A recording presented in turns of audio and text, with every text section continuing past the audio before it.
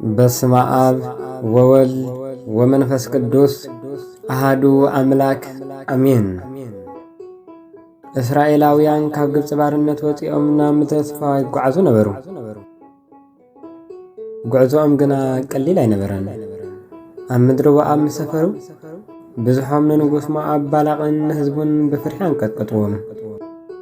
ከም ፈርዖን ግብጽ ድማ ባላቅ ንሓይሊ እስራኤላውያን ፈሪሑ ምድርና ክወርዋ እዮም ህዝብና ድማ ክጠፉ እዮም ኢሉ ሰግዐ። ሕጅስ ሕሰብዎ ዘይቁፀር ህዝቢ ብድንገት ናብ ምድርኹም እንተመፁ እንታይ ምስ ተሰማዓኩም? ንጉስ ባላቅ መፍትሒ ንምርካብ ተንከራተተ። እንታይ ይግበር? ውግእ ወይስ ምህዳም ወይስ ካልእ? ልቢ ህዝቢ ሞዓብ ብፍርሒ ተናወጠ። ሓደ ሰብ ድማ ተዘከሩ። በረኸትን መርገምን ክገብር ዝኽእል ብሓይሉ ዝፍለጥ ሓደ ሰብ ነበረ። ስሙ ድማ በለዓም ይበሃል። ባላቅ ተስፋ ገበረ። እዚ ሰብ እዚ መፍትሒ ሒዙለይ ክመጽእ ይኽእል እዩ ኢሉ ሓሰበ። ንእስራኤላውያን ረጊሙ ሓይሎም ከዳኽሞም እዩ ዝብል እምነት ነበሮም። ዓብይ ጉዕዞ ድማ ናብ በለዓም ጀመረ። እዚ ሰብ እዚ መን እዩ? ብርግጥ ንህዝቢ እስራኤል ክረግሞም ከይኽእል ድዩ?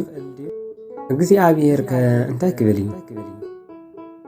ኣብዚ ዝቕጽል ታሪኽ ምሳና ሓቢርኩም ተኸታተሉ። እዚ ታሪኽ ንህይወትና ዝቕይር ዓብይ ትምህርቲ ሒዙ ኣሎ። እዚ ታሪኽ በለዓም እዩ። ንጉስ ሞዓብ ባላቅ ልቢ ብፍርሒ ተሃሪሙ ብዝሒ እስራኤላውያን ከም ሕፃ በረኻ ከም ከዋኽብቲ ሰማይ ነበረ። ምድርና ክወርዋ እዮም ህዝብና ድማ ክጠፉ እዮም ኢሉ ሓሰበ። ኩሉ ተስፉ ኣብ በለዓም ዝተባሃለ ሰብ ወደቐ። በለዓም ብሓይሊ በረከቱን መርገሙን ብሉጽ ነበረ። ንሱ ዝባረኾ ይባረኽ፣ ንሱ ዝረገመ ድማ ይርገም ዝብል እምነት ኣብ ከባቢኡ ተዘርጊሑ ነበረ። ባላቅ ድማ እዚ ሰብ እዚ ንህዝቢ እስራኤል ረጊሙ ሓይሎም ከዳኽመለይ እዩ ክስዕሮም ድማ እየ ኢሉ ተስፋ ገበረ። ብኡ ንብኡ ከዓ ክቡራት መልእኽተኛታት መሪጹ ጽቡቕ ክዳውንቲ ለቢሶም ክቡራት ህያባት ሒዞም ናብ በለዓም ለኣኾም። እቶም መልእኽተኛታት ድማ ድሕሪ ነዊሕ ከይዲ ኣድካሚ ጉዕዞኦም ወዲኦም ኣብ ቅድሚ በለዓም ቀረቡ። ክቡር በለዓም ንጉስ ሞዓብ ባላቅ ለኣኸካ እስራኤል ዝተባሃለ ህዝቢ ካብ ግብፂ ወፂኡ ንምድርና ንምውራር መጺኡ ኣሎ። ብዙሕም ድማ ዘሰጊ እዩ፣ ሓይሎም ዓብይ እዩ። እቲ ንጉስ ድማ በጃኻ ንዓ እሞ ነዞም ህዝቢ እዚኦም ምርጎሞም ምናልባት ክስዕሮም ይኽእል ይኸውን ኢሉ ይነግረካ ኣሎ። እዚ እንተ ጌርካሉ ዓብይ ክብረትን ብዙሕ ሃብትን ክህበካ እዩ በልዎ። በለዓም ልማን እቲ ንጉስ ሰምዐ፣ ብዙሕ ህያባት ድማ ረአየ። ሓደ ቀሊል ውሳኔ ግና ኣይነበረን። ንሓቂ ኣምላኽ ፈጣሪ ሰማይ ምድርን ይፈልጥ ነበረ እሞ ሎሚ ኣብዚ ሕደሩ ንፍቓድ እግዚኣብሔር ክሓቶ እየ። ንሱ ዝበለኒ ከዓ ክነግረኩም እየ በሎም። እታ ለይቲ ነዋሕ ነበረት። በለዓም ከዓ ናብ እግዚኣብሔር ጸለየ። ኦ ጐይታ፣ ምዞም ሰባት እዚኣቶም እንታይ ክገብር እትደሊ? ምስኦም ክኸይድ ወይስ ነቶም ህዝቢ እቲኣቶም ክረግሞም ኢሉ ለመነ። መልሲ እግዚኣብሔር ከዓ ንጹር ነበረ። ምስኦም ኣይትኺድ፣ ንህዝቢ ድማ ኣይትርገሞም። እኳ ደኣ ንሳቶም ብሩኻት እዮም ዝብል ቃል መጸ። ንጽባሓይቲ ንጉሆ በለዓም ንመልእኽተኛታት ቃል እግዚኣብሔር ነገሮም። እግዚኣብሔር ምስኻትኩም ክኸይድ ከልኪሉና ኣሎ፣ ንህዝቢ ድማ ከይረግሞም ኣዚዙና ኣሎ ብሎም። እቶም መልእኽተኛታት ድማ ባዶ ኢዶም ልቦም ብሓዘን ተመሊኡ ናብ ንጉስ ሞዓብ ባላቅ ተመልሱ። ሰምዕዎ ድማ ንባላቅ ኩሉ ነገርዎ። ባላቅ ግን ተስፋ ኣይቈረጸን። መምላስ እቶም መልእኽተኛታት ብባዶ ኢዶም ግን ኣይተቐበሉን፣ ኣይፋሉን። በለዓም ክመጽእ ኣለዎ፣ ንእስራኤል ክረግሞም ኣለዎ ኢሉ ብቁጥዓ ተዛረበ። ባላቅ እቲ ንቡር ህያብ ዝነኣሰ እዩ ዝብል ቃል ሓሳብ ስለ ዝነበሮ በለዓም ኣይቅበሎን እዩ ኢሉ ሓሰበ። ስለዚ ካብቶም ቀዳሞት ዓበይቲ ክቡራት መልእኽተኛታት ካብቶም ዓበይቲ ሰባት ሞዓብ መረጸ። ቅድሚ ሕጂ ካብ ዝነበረ ዝዓበየ ንዓይንን ሓሳብን ዝስሕብ ሃብትን ክብረትን ኣዳለወ። ማለት ወርቂ፣ ብሩር፣ ክቡራት ኣእማንን ጽቡቓት ክዳውንትን ኩሉ ኣኻኺቡ ለኣኸሎም። كيدكم نبلعم كم تبلوه بلاغ دمسو بنبعات تمليو نقص ما أب بلاغ كم زي بالالو بجاخا حجون نابينعا قلون أي خلقلك كان إيه زللخا يقولو كبكا إيه كبرت كادما بتعك خون إيو سم كادما بكل مدري كل عاليو بتوسخ دما نعا أمونا زهز بإزيركمو أنت زيكوني دما أنا نهزبين كنت أفئنا إلكم قروة بلو توم حديث ملئتنيا تالدما صعو صارتعينهم نوح قعدة تقعزو عابك المبلعام قريبهم دما ننقصن قال تسفان نعربو بزحابتن عابي كبرتن دما زرزرلو لبي بلعام دما تناوتا بهابتون تفتنا عابي كبر دما سحابو قناخ حدا قليل السانة أين برن نتوم ملئتنيا تالدما لومي عبد حدارو بلوم نجزي عبير دما انتاي كم زلنك سمعي دلي يبله لب قنا يناوز نبره هابتي ويس اجزي عبير كبري ويس مئزاز اينا يمرت اتاليت دما اندقنا متت بلعم دما اندقنا نبجزي عبير سليه هابزي جزي زيقنا كانا اتسعلوت فليني نبره لبونا بتحبتنا بتخبرتنا زنبيعو نبره امو إجزي أبيها دما نمني يطلب إنا فلت أتذكر ملسحبو توم سبات كتوقعوخا أنت متيوم تنسيخا مسوم كيد كناخ أنا زنقركا قال تراي تزارب بلو إذا فقال إذا زحقوس أي نبران إجزي أبيهر نبلا أم كخيد فقيلو لنبران بلا أم كنا قال إجزي أبيهر تراي كزارب نبرو ناي جزار إسو دليت ناي بلاغ لما نو تسفاناي تهابتك سعب أي كإلن نبران بلعام تنسيو عدقوز بعزو جمرة مستم كان انت ما عاب تسنينا مدر وعاب أمرها لبقنا بفرهن بترتعرن تمليو نبره اجزي آبي هير برقص فقيد اللدي ويس يفتنا علو عاب كدمي أخا انت يرخو يخون مرقم ويس برغت موت ويس سيوات اتي ززار وقال قال اجزي آبي هير يخون ويس نايقزار أسو زوم حطتات عوشتو كم حويا قاتلوهم اتمنقد دي نوح نبره تفتنا دما كبير نبره بلا عام عب أدقو تقميتو مستم مكان انتي معاب قعزو غطسله لبقنا بغلت حسابات يناوط نبره بحدا وغان اجزي عابيه ركيد إلغو نبره خالق وغان دما أنازو نقركا قال تراي تزارب زبال متنقاطان وحتو يدناقرو نبره تسفى بالاكن بزحابتي صبع خبرة أكلميو يملس نبره مس إذا كله نتأزاز إجزي عابير متحازس عاوس عابينات أفريحو نبره يتمن قدي قتصل علو صحي دما تعرب على صلال دما ينوح علو بلا أم بحسب طليقو خلو بدنقات اتعادقو كام من قد وصيعا نابقرات أتوت بلا أم دنصو بتعمون حرقا انتاي يكونكي سلام انتاي كام من قد توصي أنا بلا بإيدو حيز وزنا برا بتري نعادقو وقعا أتعادقي منم أتزاربتن بغتا نافت من قد تملست كم اون ديري حتر دولا رحقات مسكلو أتعادقي انتا قنا كام من قد وصت عابزي قزي قنا أتا من قد يصبيم نبرا بساقامن بيمانن حاصرتات وين نبرو أتعادقين أبتمن داك قريبا حلفت حفظ اوان ازي دما نأقر بلعام مستمن داك عطبيقا وقعاتو بلعام بسقاي جدره بقطعاو دما ندده اندقنا دما نعادقو عبرتعو وقعه نساسيتي قزي أتعادقي كام من قد وصت حجي دما أتمن قدي أزي يصبيم نبرا ناب يمان وين ناب سقام متوي اي نبرون أتعادقي كتقبرو تخيل زنبرت نقر اي نبرن سلازي عاقل مبلعام تدفقت تعابل عام كساب جاف بتحه بإيدو حيزوا بزنبرة بتري نعادقو دقاقيمو وقعه سلامنتاي تساقيني سلامنتاي كأي تخدن إنا بلا يجدن نبرة بلعام كنا حدا نقر أي استفهالين እታ ኣድጊ እትገብሮ ዝነበረት ኩሉ ብምኽንያት እዩ። 3 ግዜ ካብ መንገዲ ምውፃኣ 3 ግዜ ድማ መውቃዓ ብምኽንያት እዩ። እቲ ምኽንያት ድማ በለዓም ዘይረኣዮ እሞ እታ ኣድጊ ግና ብንጹር ዝረኣየቶ ነበረ።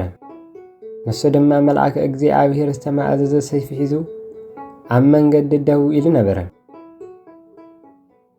እቲ መልአክ ንጉዕዞ በለዓም ንምስጓም እግዚኣብሔር ከም ዝለኣኾ ምልክት ነበረ። እታ ኣድጊ ነቲ መልአክ ስለ ዝረኣየቶ እያ ካብ መንገዲ ትወፅእ ዘላ ንበለዓም ካብ ሞት ንምድሓን እያ። በለዓም ግና ብቁጣዕን ስምዒትን ኣዒንቱ ተደፊነን ነበራ እሞ ነቲ ሓቂ ክርኢ ኣይከኣለን። ንኣድጉ ግና ብዘይ ምሕረት ይወቕዓ ነበረ። ኩሉ ዝከታተል ኣምላኽ ግና ስቕ ኣይበለን፣ ተኣምር ክገብር እዩ። በለዓም ንኣድጉ ብዘይ ምሕረት ክወቕዓ ከሎ ብድንገት ዓብዪ ተኣምር ተገብረ። እግዚኣብሔር ኣፍ እታ ኣድጊ ኸፈተ። ክሳዕ እዚ መዓልቲ እዚ እንስሳ ተዛሪቡ ዘይፈልጥ እኳ እንተኾነ በታ ቅጽበት ግና እታ ኣድጊ ብቋንቋ ሰብ ተዛረበት። ድምፃ ንጹርን ግሉጽን ነበረ። እንታይ ገበርኩ? ስለምንታይ 3 ግዜ ተወቕዓኒ በለት እታ ኣድጊ። ከምኡውን ናብ በለዓም ገጻ ጠመተት። እታ ሕቶ ቀላል እኳ ትመስል እንተኾነት ኣብ ውሽጣ ግና ዓብዪ ሓቂ ሒዛ ነበረት። ንጭካነ ተግባራት በለዓም ንሓቂ ዘይምርኣዩ ኩሉ ትገልጽ ሕቶ ነበረት። በለዓም ግና ክሳብ ሕጂ ንመልአከ እግዚኣብሔር ኣይረኣዮን። እታ ኣድጊ ምዝራባ ባዕሉ ኣየስደመመን። ምናልባት ብብዝሒ ቁጣዕን ስምዒትን ንዓብይነት እቲ ምስጢር ከየስተብሃለ ተሪፉ ይኸውን፣ ወይ ድማ ልቡ ደንዲኑ ድምፂ እግዚኣብሔር ክሰምዕ ኣይካለን። ተሓዋዊስኒ እዩ በለ በለዓም ድምፁ ብቁጣዓ ተመሊኡ። ሰይፈይ ኣብ ኢደይ እንተትህሉ ሕጂ ምቆተልኩኺ። ኩሉ ኣብ ልዕሊ እታ ኣድጊ ዝነበረ ቁጣዓ ኣውፂኡ ሕጂ እውን እቲ ፀገም ኣብታ ኣድጊ እምበር ኣብኡ ከምዘየላ ይኣመነን። እታ ኣድጊ ንመልአከ እግዚኣብሔር እያ ካብ መንገዲ ክትወፅእ ከላ ንሱ ግና ልቡ ብድፍኑ ጉዕዞኡ ክቕፅል ደለየ። እታ ኣድጊ ግና ስቕ ኣይበለትን፣ ምዝራባ ቀጸለት። ክሳብ ሕጂ ተፃዒንካኒ ዝኸድካ ኣነ ዶ ኣይኮንክን እየ በለት። ከምዚ ዝበለ ነገር ገይረ ከፍልጠካ ኣይከኣልኩን ድየ ኢላ ሓተተቶ። እዚ ሕቶ እዚኣ ንበለዓም ናብ ርእሱ ከም ዝምለስ ንዝሓለፈ ህይወቱ ከም ዘስተፍል ዝገበረት እያ። በለዓም ድማ ንሓፂር እዋን ደው ኢሉ ክሓስብ ጀመረ። እዚ ሓቂ እዩ። እታ ኣድጊ እምንትን ታዛዚትን ነበረት። ክሳብ እታ መዓልቲ እቲኣ ከምዚ ዝበለ ነገር ጌራ ኣይትፈልጥን ነበረት። እዚ ምዝርራብ እዚ ኣብ መንጎ ሰብን እንስሳን ዝተገብረ እንተኾነ ብሓቂ ግና ኣብ መንጎ እግዚኣብሔርን በለዓምን ዝተገብረ ዝርርብ እዩ። እግዚኣብሔር ብኣፍ እታ ኣድጊ እናተዛረበ ንበለዓም ናብ ልቦንኡ ከም ዝመለስ ይሓቶ ነበረ። በለዓም ግና ክሳብ ሕጂ ክሰምዕ ኣይከኣለን። ኣዒንቱ ገና ኣይተኸፍታን፣ ልቡ ገና ኣይተመልሰን። እታ ኣድጊ ምስ በለዓም ክትዘራረብ ከላ በለዓም ቁጣዓኡ ክመልስ ከሎ ብድንገት ዓብዪ ብርሃን በረቐ። ዓይንቲ በለዓም ድማ ተኸፍታ። ክሳብ እታ ቅጽበት እቲኣ ዘይረኣየ ነገር ድማ ረኣየ። ኣብ መንገዲ መልአከ እግዚኣብሔር ዝተመዘዘ ሰይፊ ሒዙ ደው ኢሉ ነበረ።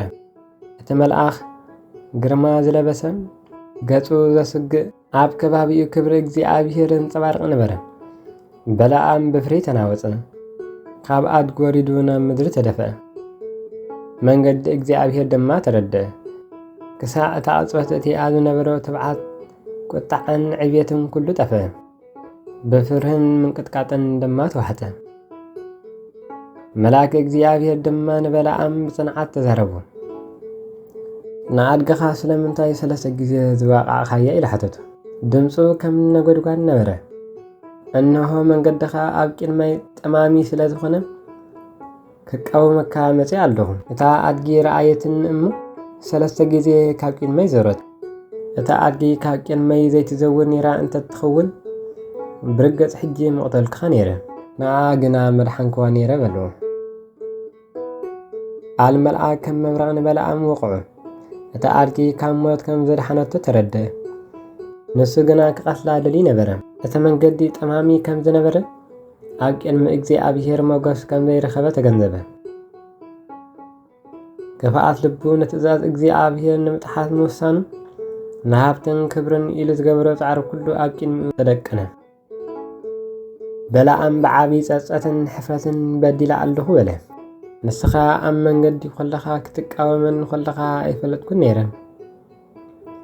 ሕጂ እውን እዚ ነገር እዚ ኣብ ቅድሚኻ ሕማቕ እንተኾይኑ ናብ ቤተይ ክምለስ እየ በለ። ንቁጣዓ እግዚኣብሔር ድማ ፈርሐ። ካብ ሕጂ ነዳሓር ብመንገዱ ክኸይድ ከም ዘይክእል ተረድአ። መልአክ እግዚኣብሔር ድማ መሳኦም ኪድ በሎ። ገናኸ ኣነ ዝነግረካ ቃል ጥራይ ተዛረብ ኢሎ ኣጠንቅቆ። እዚ ድማ እግዚኣብሔር ንበለዓም ዝሃቦ ካልኣይ ዕድል ነበረ። ክኸይድ ፈቒዱሉ ነበረ።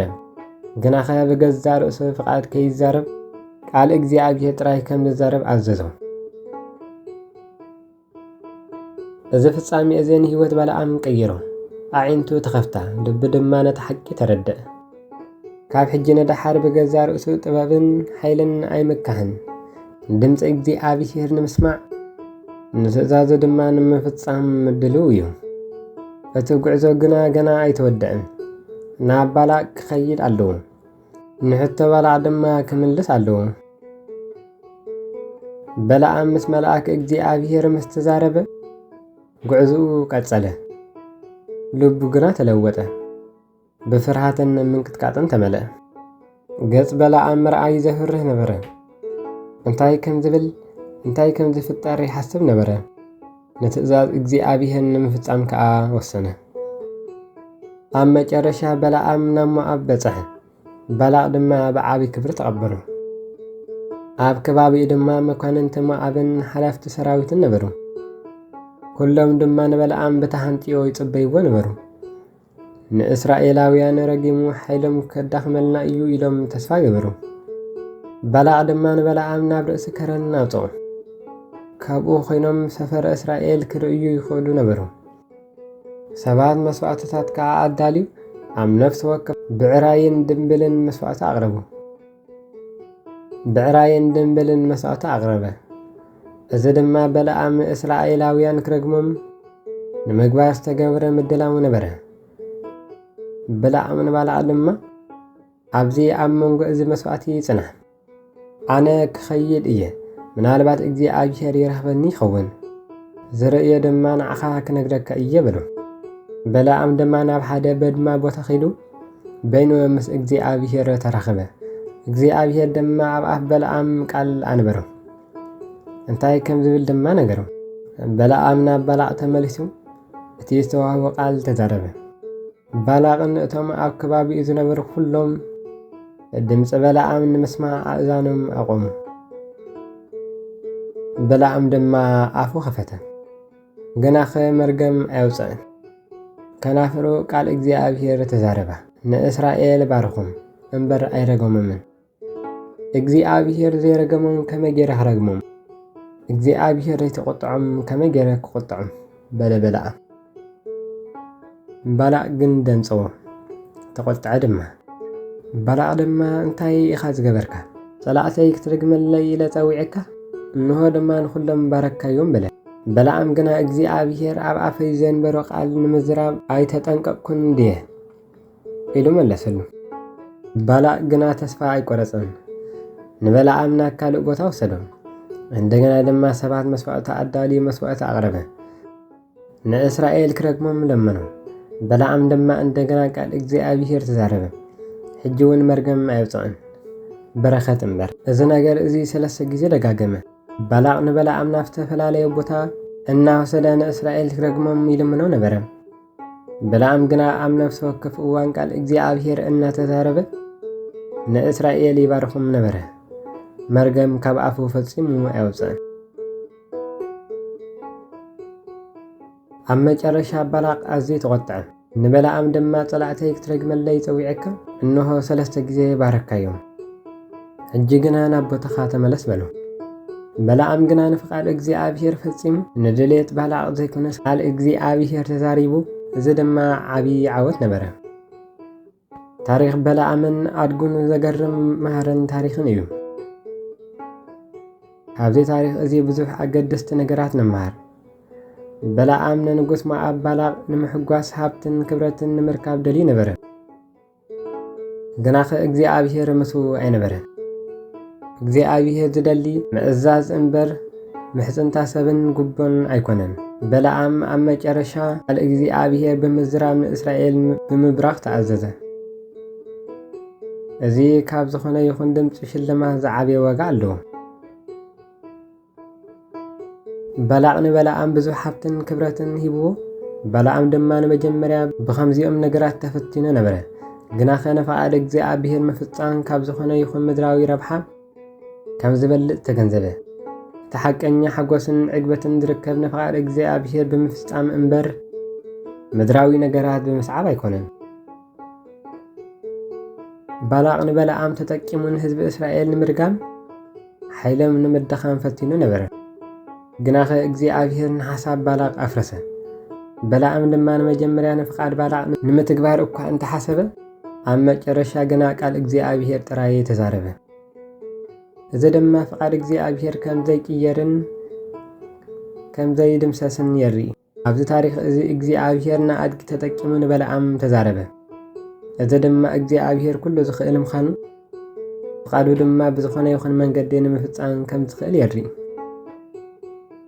ንሕና ድማ ንድምፂ እግዚኣብሔር ንምስማዕ ልብና ክፈቲ ክንገብር ኣለና። እግዚኣብሔር ብዘይተፀበናይ መንገዲ ክዛረበና ይኽእል እዩ እሞ ኣብ ህይወትና ዝተፈላለዩ ፈተናታትን ምርጫታትን እንትኣጋጠሙና ግና ኸ ኩሉ ሰዓት ንፍቃድ እግዚኣብሔር ቅድሚት ክንሰርዕ ኣለና። ንዕኡ ምስ እንእዘዝ ሓቀኛ ሰላምን ሓጎስን ንረክብ። ታሪክ በለዓምን ኣድጎን ዝድህስስ ዝነበረ ናይ ሎሚ ትምህርትና ኣብዚ ይዛዘም። ምሳና ስለ ዝፀናዕኹም ካብ ልቢ ነመስግን። ሰላም እግዚኣብሔር ምስ ኩልና ይኹን። ኣሜን።